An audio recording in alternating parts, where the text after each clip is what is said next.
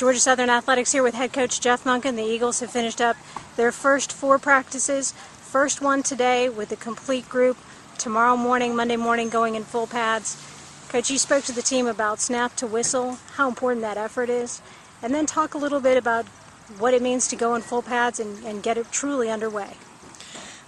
We really stress with the guys to try to play with great effort, to go full speed until the whistle blows, and it's really a challenge for some of the guys, particularly the young guys that haven't had that demand of them until now.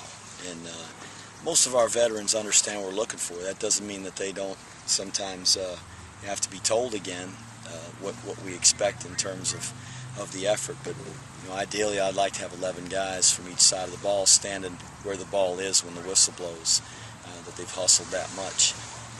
And then hopefully that'll carry over into the games. And just excited about getting out here in pads. What pads does is allow us to play without reservation. Anytime there's interaction periods right now, I've told them I want them to stay off the ground, don't tackle, don't block below the waist, obviously. And tomorrow we'll be able to do that. We'll be able to bring people to the ground and work on our perimeter blocks below the waist and our interior blocks below the waist, and that'll be good for our guys both in their technique and blocking, and also our defensive guys in playing those blocks.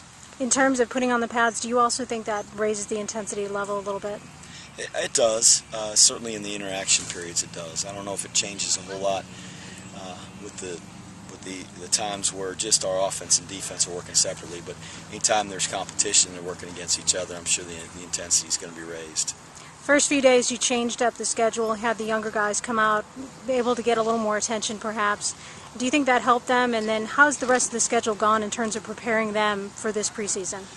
Well, we'll really know probably how beneficial that was after we watched this film, to see the young guys in there and to see how they did in terms of their assignments. Typically, still at this point, 4 practices in, they're struggling a lot with their assignments. And if in fact we see that's not the case, then it probably was beneficial for us to do or to change our schedule and do it the way we did the first 3 days.